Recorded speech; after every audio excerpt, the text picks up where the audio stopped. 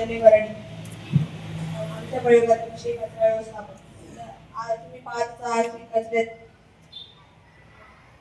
कचरा हा किती प्रकारे वाढला आहे आणि त्या कचऱ्याची विल्हेवाट आपण योग्य प्रकारे लावू शकत नाही. त्यासाठी आम्ही सिटी केली आहे. त्या सिटी कारण की सिटीमध्ये जास्त कचरा निघत असतो आणि त्या सिटीचा कचरा आम्ही योग्य प्रकारे त्याचे वर्गीकरण केले आहे. जसे की प्लॅस्टिक कचरा, मेटल कचरा, पेपरचा कचरा आणि ग्लासचा कचरा.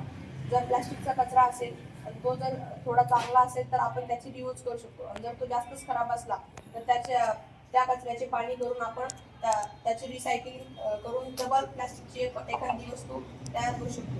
तर आम्ही ओला कचरा व सुका कचरा याची वर्गीकरण केले आहे.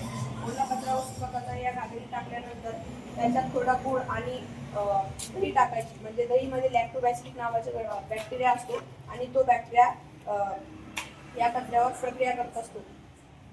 या घागरीमध्ये 1.5 ते 2 महिन्यानंतर असे सेंद्रिय खत तयार होते आणि हे सेंद्रिय खत जर आपण बाजारात विकत घ्यायला गेलो तर ते आपल्याला महाग भेटते आणि हे सेंद्रिय खत आपण आपल्या शेतीसाठी वापरू शकतो.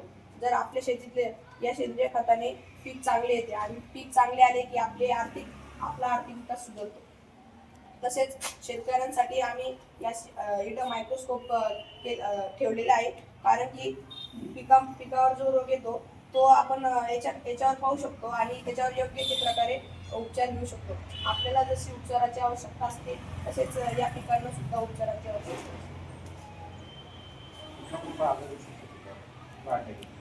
पिकावर सड लागणे, तसेच फंगी येणे, गव्हाला त्याचे रूट खराब होऊ शकतात. रायझोबियम हे ते मुळांवर राहत असतात आणि ते रायझोबियमने जर योग्य प्रकारे प्रक्रिया केली नाही तर त्याचे मुळे खराब होऊ शकतात आणि गहू हा वाळू शकतो.